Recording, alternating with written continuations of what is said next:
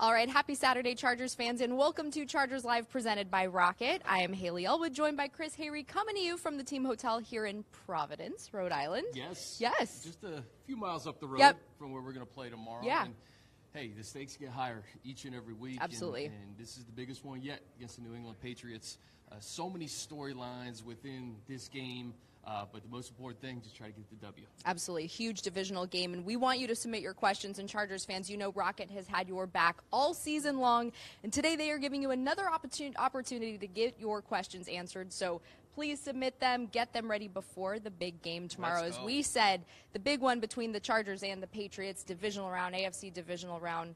Very exciting matchup, though. Technically a rematch from when we saw these two teams back in 2017. Yeah, and a lot of the same personnel, I think, on both sides. Obviously, there are some big differences when we talk about a guy like Derwin James and some of these rookies who have played so well this year. But, hey, this is a strength versus strength situation when you talk about this team. And listen, Haley, we've talked about it probably ad nauseum, but they're 9-0 when they get on a plane. And the Patriots are 8-0 at home this year. I think dating back to last year, they've won 15 straight. So it's a strength versus strength situation. But none of that stuff matters, right? Right. Nothing matters from last year. Nothing matters from really last week in regular season. It's all about tomorrow. It's all about execution. And it's going to be a tall task, but it's one that they're certainly up for. Absolutely, definitely, certainly up for. And when you mention execution, you go back to kind of what Chargers head coach Anthony Lynn said earlier this week, that is the biggest thing that this team is keying in on as far as this game tomorrow, and the fact that executing is of the utmost importance because you can't beat yourselves. You can't beat yourselves, and you have to play 4 quarters. Yeah. You can't play one half or 3.5 quarters. You have to play 4 quarters against this team. I go back to that Super Bowl against the Atlanta Falcons. Yeah. You know, this team does not go down. Correct. You know? So it's, last week we talked about how it was important for the Chargers to win the first quarter, and it was. It was important to get out in front of that Baltimore team. This is a game where you have to be sound for all 4 quarters. You cannot make mistakes. They get magnified in the playoffs. They especially get magnified at Gillette Stadium. So turnovers, penalties, all these little things, these intangibles, they're going to be so important to beat a team like New England. Absolutely. So, yes, keep your questions coming in. We have a whole team. We have our Chargers.com crew with us here. We have everyone here today. We got Grant, we got Brian, we got Megan, we got people here in the hotel lobby walking by. Let's go. Yeah, I know. It's very exciting.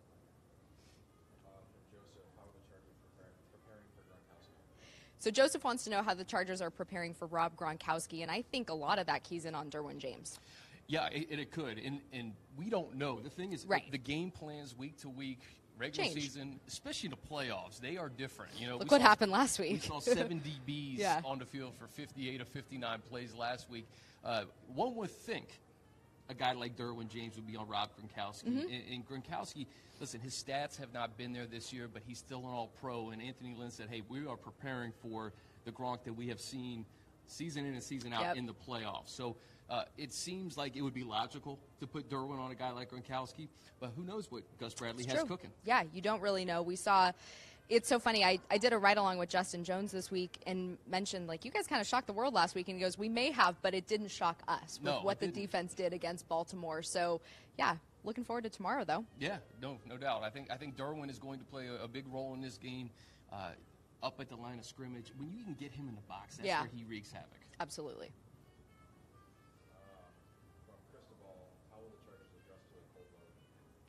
Chris wants to know how the Chargers will adjust to the cold weather. And I think, I had tweeted earlier this week on Monday we were looking at 5 to 8 inches of snow, which doesn't seem to be. I think it moved to Kansas City for today's game with them and the Colts. It's going to be cold, though, but I think it's like a mind over matter kind of thing. Yeah, it's cold is cold. Yeah. That's fine. I mean, again, we were looking at the 10-day on Monday, and it looked like we were going to have quite the snowstorm. That doesn't look like that's going to be the case. It's cold here in New England. Make no mistake about it. But Thursday night, Kansas City was pretty cold, too, in the 30s. So I don't think cold is going to affect this Chargers team in any way. No, some guys may put a turtleneck on. Some guys may, go out there with warmer things that they likely, obviously wouldn't have out there in SoCal. But, again, when kickoff happens. Once you're inside the white lines, I think you don't focus on it. 30 minutes into pregame warm-ups, you're like, all right, we're good. Chances are Jeremy Davis will walk around without sleeves in warm-ups. Probably. These guys might show off a little bit without the sleeves. What's the biggest key to beating the Pats?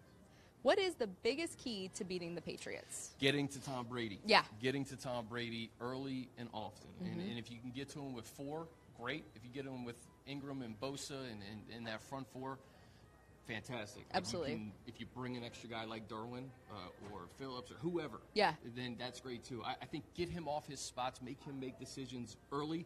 I think what you're going to see is the Patriots are going to want they're going to want to strike a balance between the run and the pass, get that running game going with Sony Michel, and get the ball out to some of these running backs like Burkhead and James White.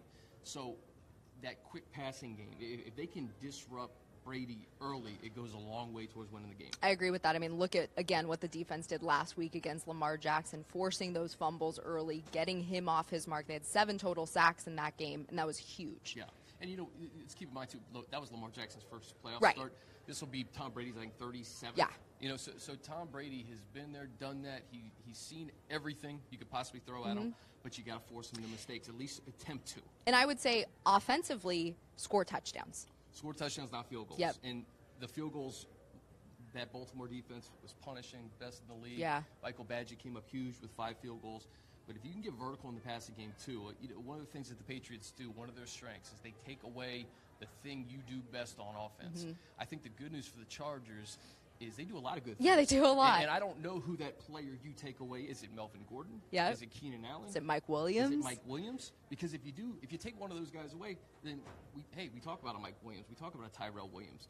Potentially a Hunter Henry. We don't know what's going to happen with Hunter. Right. So there's a lot of weapons up and down this offense that can make plays in a divisional playoff game against the Patriots.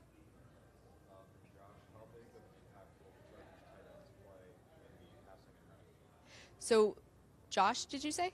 So Josh wants to know how big of an impact the Chargers tight ends will play in both the pass and the run game. And I think big. To your point, you mentioned Hunter Henry.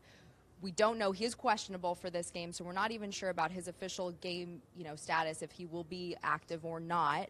If he is active, Coach Lynn said, expect him to be on some sort of pitch count, considering the guy has not played a game of football since December of 2017. Yeah. So Hunter, it's been a while. It has been a while. So if Hunter can play, fantastic. Yep. But let's just take Hunter out of the equation for a second.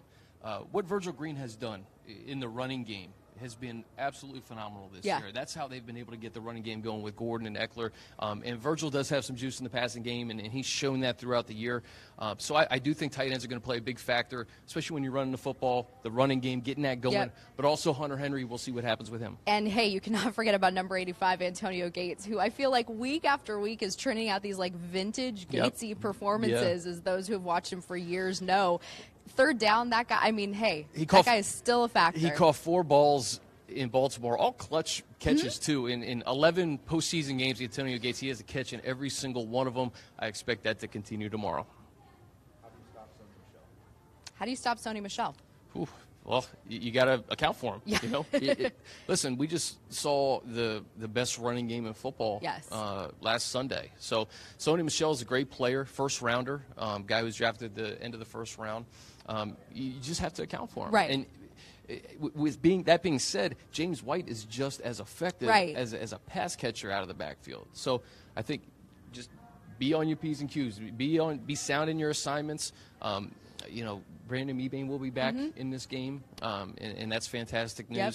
So I think that just further helps and further bolsters the run defense.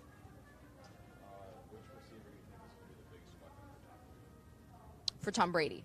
Okay, which of Brady's receivers will be his biggest weapon tomorrow? It changes every week, seemingly, but I think it's going to be Edelman. Yeah. I think it's going to be Edelman in the short passing game. I go back to last Sunday. I think Chris Hogan was their guy. They have Philip Dorsett. Gronkowski had a 100-yard game and a touchdown, I believe, against the Dolphins a few weeks ago. You never know what this team has not done as of late has played without Josh Gordon. Josh Gordon was a big part of what they did, especially going down the field. So it'll be interesting to see how this offense looks without Gordon. And keep in mind, the Chargers played the Broncos a couple weeks ago. That seems like a long time ago, right, Yeah, Hayley? so long ago. That was the last time. It was last year, technically. Yeah, it was last year, technically. But that was the last time the Patriots played a football game. Yeah. All right? So they've had some time. They've had some time. So there are advantages with a bye, of course. You extra rest and preparing for an opponent for an extra week. But there could be some advantages to just playing, you know. And this Chargers team just came from the East Coast. They're playing. They're in a groove. They played their best game defensively of any game this season, and they're here in New England ready to go. Yeah, they kept it going, and they hope to keep it going again tomorrow. Yep, no doubt.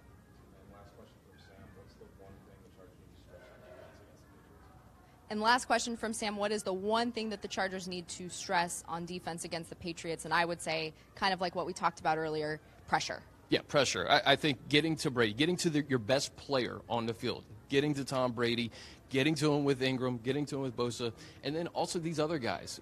Lamar Jackson was sacked 7 times. 6 different players participated in that sack party. Uchenna Nwosu, the guy you talked to, Justin Jones. Isaac. Bosa, Isaac, Ingram. Melvin Ingram was the best player on the field against the Baltimore Ravens. So you can force fumbles. Get Brady uncomfortable. I think that's the priority A here, and then let's just see what happens. Absolutely. All right. Well, thank you, Chris, and thank you guys for submitting your questions. Good questions, we absolutely guys. appreciate it.